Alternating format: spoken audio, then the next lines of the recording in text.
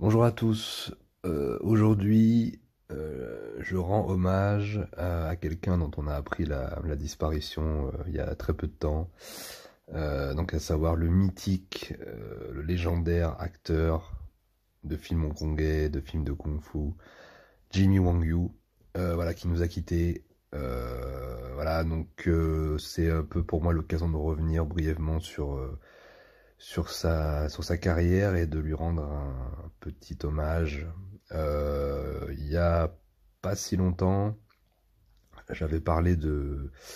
On avait parlé de lui avec Beau Parleur sur à propos du film Le Dieu de la guerre, c'était il y a une quinzaine de jours je crois, et on en parlait, voilà justement, et voilà, quelques jours plus tard, il s'en va, donc c'est un drôle de hasard. Je vous invite à réécouter l'épisode sur Le Dieu de la guerre, qui est un de ses meilleurs films, et on retrace un petit peu sa carrière brièvement, très brièvement, et aussi Beau Parleur a fait une vidéo sur One Arm Swordsman, et où il revient un petit peu aussi sur sa carrière. Voilà, donc je vous invite à regarder ces deux vidéos, et peut-être qu'on en fera une prochaine dans un petit moment où on balayera peut-être l'ensemble de sa carrière de manière plus détaillée. En tout cas, voilà, je tenais quand même à faire cette petite vidéo pour lui rendre hommage, parce que c'est un de mes... C'est un de mes grands acteurs, de mes grandes figures mythiques, du cinéma de Hong Kong, du cinéma de Kung Fu, de mon enfance. Voilà, c'est un de mes grands personnages de cinéma qui nous a quittés. J'avoue que j'ai eu un petit pansement quand même au cœur parce que un petit pincement pardon au cœur parce que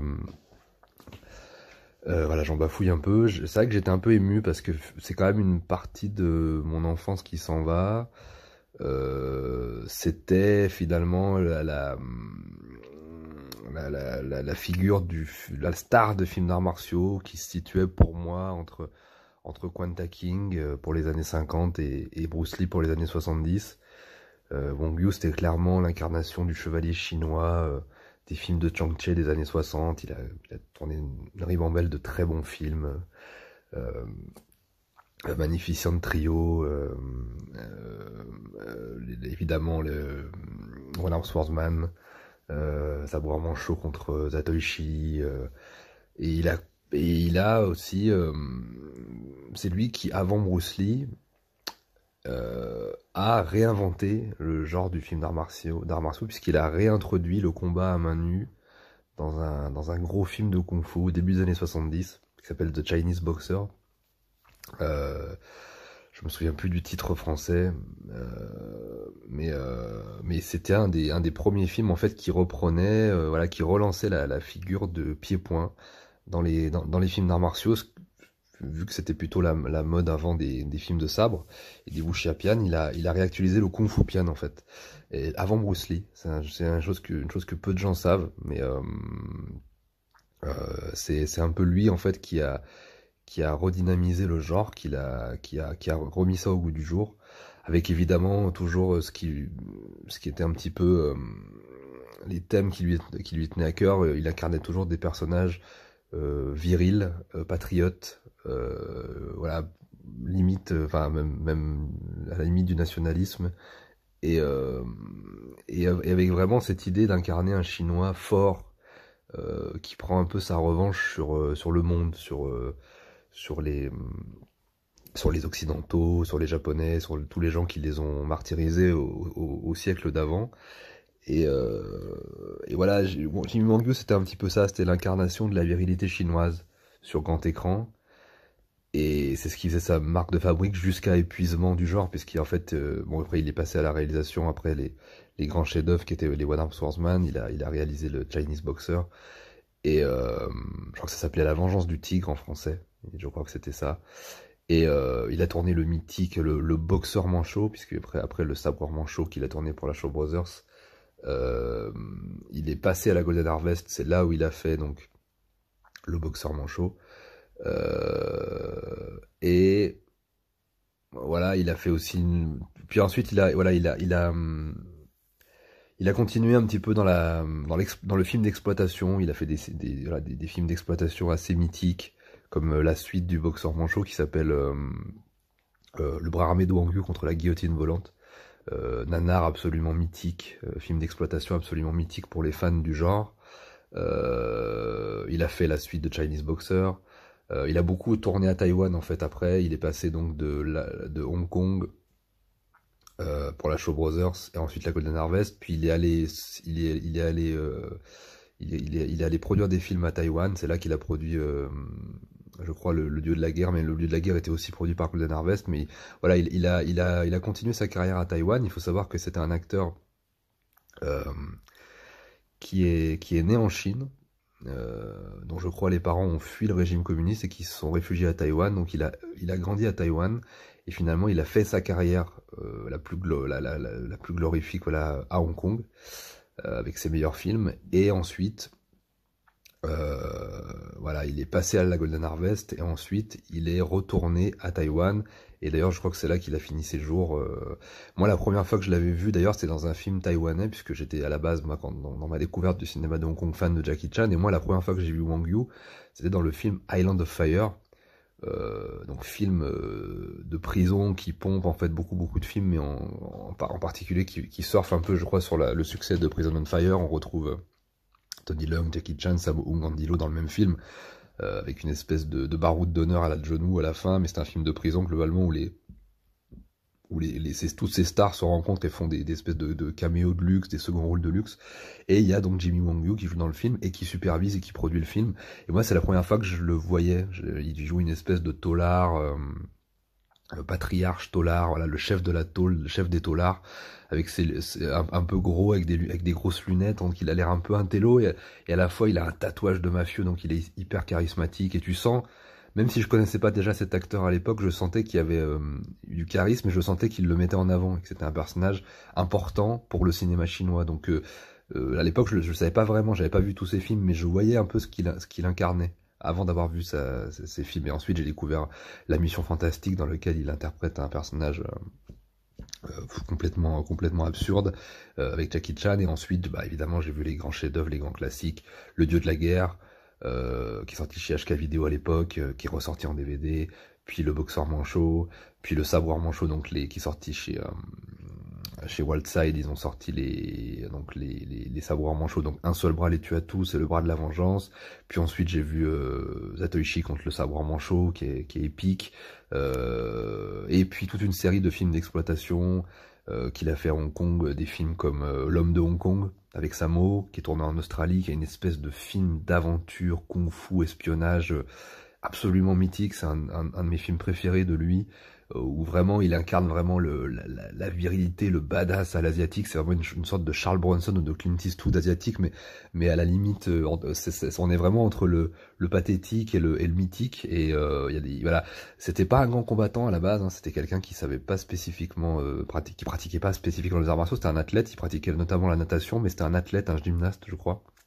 Et évidemment dans les films, ce n'est pas vraiment contrairement à Bruce Lee, contrairement à plein d'acteurs martiaux, en fait, il n'était pas un vrai pratiquant, mais il avait tellement de charisme, et surtout, c'était un combattant de rue, c'était une petite racaille, c'était un petit gangster, et il était confronté, il était pote avec des mafieux, il était même probablement mafieux lui-même, et d'ailleurs, il y avait eu toute une histoire avec Jackie Chan et Lo Wei, où Jackie Chan voulait partir de chez Lo Wei, et où Lo Wei l'avait empêché de partir, et où Jimmy Wang Yu avait fait pression avec des mafieux sur Lo Wei pour laisser Jackie Chan partir, et c'est pour ça que Jackie Chan tournera pour Wang Yu La Mission Fantastique à Island of Fire. Ils s'étaient rencontrés d'ailleurs sur le tournage de Killer Meteor, donc réalisé par Lo Wei. Il a fait beaucoup de films pour Lo Wei aussi, Jimmy Wang Yu, où Jimmy Wang Yu incarne un héros, un chevalier chinois, et le méchant c'est Jackie Chan dans le film. Ça date des années 70, c'est vraiment pas terrible, mais c'est une curiosité aussi si vous pouvez regarder. En tout cas voilà, il avait une espèce de vie aussi à côté de sa carrière d'acteur, qui était très prolifique. Il avait une carrière de gangster, il fréquentait le milieu de la triade, probablement des nationalistes taïwanais, enfin je sais pas trop, mais il a eu une vie comme ça un peu spéciale de la rue. C'était une espèce de voilà de mix entre la star adulée et le petit voyou, et c'est ce qui faisait son aura dans les films, on aimait bien le voir pour ça.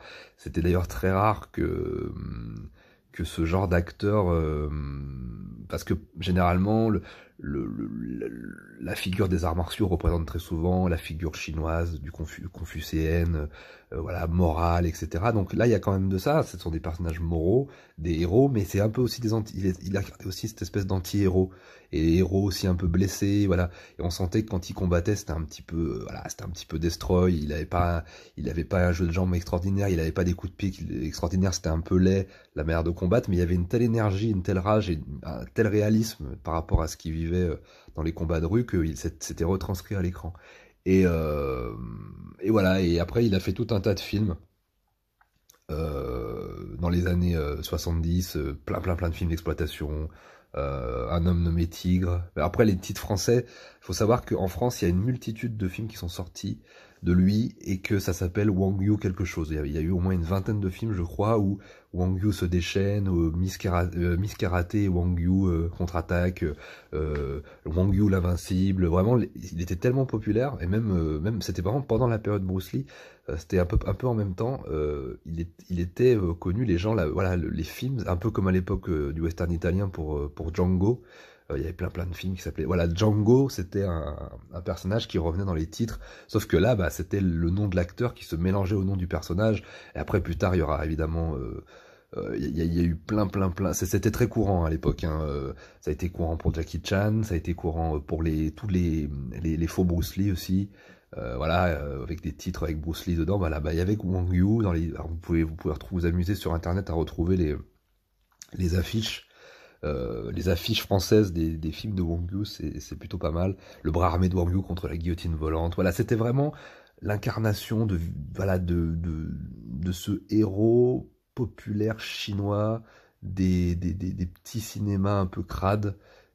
Voilà, ça, il incarnait vraiment ça, ce côté un peu crade et ce côté de la rue.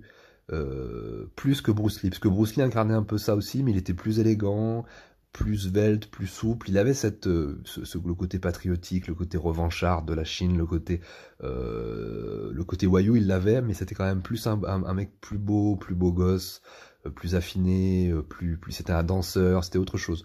Wang Yu, c'est vraiment un petit voyou. D'ailleurs, ils se sont rencontrés. Je crois Wang Yu racontait dans pas mal d'interviews qu'il avait battu Bruce Lee au bras de fer. Voilà, je crois qu'ils se connaissaient un petit peu, ils s'étaient entraînés un petit peu ensemble. Il y a deux trois photos aussi que vous pouvez retrouver d'époque et en fait le truc c'est que bah, Bruce Lee a complètement effacé Wang Yu après quand il a fait Big Boss, qui est mon film préféré de Bruce Lee, mais qui a été le film qui a lancé qui a lancé vraiment qui a relancé le genre des arts martiaux pieds-poings, le Kung Fu Pian en fait, à Hong Kong et dans le monde. Et en fait il s'est un petit peu fait voler la vedette avec Bruce Lee Big Boss, mais ça a été de courte durée puisque évidemment, Wang Yu n'a pas eu l'impact qu'a eu un Bruce Lee, parce que Bruce Lee, en 3 films, il a dominé le monde. Mais Jimmy Wang Yu, il a fait beaucoup de films après, aussi pour justement se prendre un peu sa revanche sur Bruce Lee et par rapport à son image, etc. Il a fait beaucoup de films. Il a fait beaucoup de films de sabre, y compris à l'époque de la Golden Harvest. Il a fait beaucoup de Kung Fu Pian. Il a fait beaucoup de films pieds-poings contemporains. Voilà, Un homme nommé Tigre, que j'ai déjà cité, que je trouve super cool. Et après on le reverra plus, je crois on le reverra dans des trucs taïwanais un peu obscurs dans les années 80, que je vous avoue de pas avoir beaucoup vu. Moi je l'ai vu dans la Mission Fantastique, c'était un truc un peu rigolo mais complètement aberrant. Bah, moi j'aime bien les films complètement aberrants, j'adore ça quand ça part un peu dans tous les sens et que c'est n'importe quoi et que c'est nanardesque au possible, j'adore. Et là, la Mission Fantastique, pour ça, c'est un très bon moment aussi. Donc j'aime beaucoup ce genre de film, et Taïwan avait vraiment Taïwan était beaucoup influencé par le cinéma de Hong Kong, hein. C'était même dominé par le cinéma de Hong Kong, mais il y avait quand même une identité. Des fois c'était un peu plus fou, des fois par moments c'était assez sympa. Et après, moi, le dernier rôle dans lequel je l'ai vu, qui m'a vraiment marqué, et là j'ai vu l'affiliation, c'est le film Wuxia, qui est assez récent, je crois qu'il date de 2010, enfin je sais plus exactement, qui est un plutôt bon film que j'ai plutôt apprécié, où Donnie Yen réinvente la figure du sabre manchot. et où en fait Jimmy Wong Yu apparaît comme le personnage de son père. Donc Jimmy Wong Yu joue le père de Donnie Yen qui joue de nouveau savoir manchot, donc il y a vraiment l'affiliation entre les deux. Il joue une espèce de père, ancien assassin, enfin absolument terrifiant, très bon acteur, avec une gueule mythique, une gueule qu'on aime bien. Moi j'aime beaucoup sa gueule aussi, ce regard là méchant. Il avait vraiment une gueule de méchant. Et alors qu'il faisait pratiquement que des héros. Mais là, dans Wuxia, c'est vraiment le méchant du film, le père de Donnie Yen, et il fait l'affiliation entre les deux savoirs manchots, donc je trouve ça excellent. Et c'est vrai que Donnie Yen, pour certains aspects, parfois a aussi ce côté un peu bad boy dans certains films. Je pense qu'il s'est un peu inspiré aussi de Wong Yu. De toute façon, je pense qu'il a inspiré beaucoup de gens. Moi, je revois un peu ça, effectivement, dans Donnie Yen. Et dans Wu Jing aussi un petit peu, je pense qu'ils sont. Mais de toute façon, Wang Yu n'incarnait pas spécifiquement ni le côté chinois moral traditionnel un peu à la Jet Li, ni le côté hongkongais un peu farceur et décalé comme Jackie Chan. C'était vraiment autre chose. C'était vraiment l'incarnation du chinois viril. Je crois qu'il était très grand et vraiment il voulait montrer cette grandeur. Il voulait montrer que la Chine enfin la Chine globalement, c'est-à-dire que moi quand je pense à Wang Yu, c'est quelqu'un qui est né en Chine, qui a fait sa carrière à Hong Kong, qui a grandi à Taïwan, qui est retourné à Taïwan, donc c'est moi je parle d'un point de vue global, si vous voulez, je parle pas d'un point de vue politique, c'est-à-dire que je parle de l'histoire d'un pays, et il incarnait vraiment cette espèce de figure héroïque d'un pays, et de la fierté d'un pays, et c'était un peu ça qu'il faisait, et il le faisait pour le meilleur et pour le pire. Il l'a fait pour le meilleur c'est le dieu de la guerre, pour le pire c'est des trucs aberrants comme le bras armé de Wang Yu contre la guillotine volante, mais qui est un grand moment de cinéma de n'importe quoi, et où là les mecs s'égarent un petit peu dans leur patriotisme et leur héroïsme exacerbé, dans leur revanche, le côté revanchard exacerbé. Mais bon, ça nous fait des œuvres cinématographiques absolument incroyables. Euh, voilà, j'ai essayé brièvement de recouvrir un peu sa carrière, mais voilà, j'étais très triste d'apprendre sa mort. Mine de rien, même si j'avais pas entendu parler de lui enfin depuis longtemps, je l'avais pas vu dans grand chose, à part Wuxia, comme je vous ai dit, où il est vraiment impérial. Je l'ai pas vu dans beaucoup de choses. Mais en tout cas, voilà, je vous invite à vous replonger un peu dans sa carrière si vous aimez le cinéma de cette époque, des années 60-70, c'est une des figures mythiques. Et peut-être, et là je suis pas tout à fait sûr de moi, mais très probablement on fera probablement, on en a parlé avec Beauparleur, peut-être une vidéo sur l'ensemble de sa carrière, voilà, d'une heure ou deux, où on redétaillera vraiment tous ses films, en tout cas les meilleurs, et on parlera brièvement un petit peu plus en détail de tout ça. Mais voilà, c'est pas impossible qu'on en reparle. Parce que je pense que c'est un monsieur qui est un petit peu oublié, on le cite assez rarement. Les gens, par exemple, en France, le connaissent assez peu. Je parle des gens de maintenant. Globalement, les gens qui connaissent les films d'arts martiaux, ce sont bien évidemment. Ça a commencé avec Bruce Lee, Jackie Chan, Jet Li évidemment, et Donnie Yen aujourd'hui.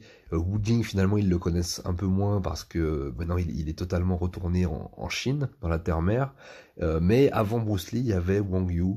Et même après Bruce Lee en fait, mais il est arrivé avant Bruce Lee et c'est une figure dont les gens se souviennent plus. Et avant Wang Yu, pour moi, il y avait Kwon King, mais ça c'est encore une autre histoire. Mais voilà, c'est une figure, voilà, je répète vraiment, mais très très importante pour le cinéma de Hong Kong et pour le cinéma d'arts martiaux et pour l'incarnation du héros chinois à l'écran.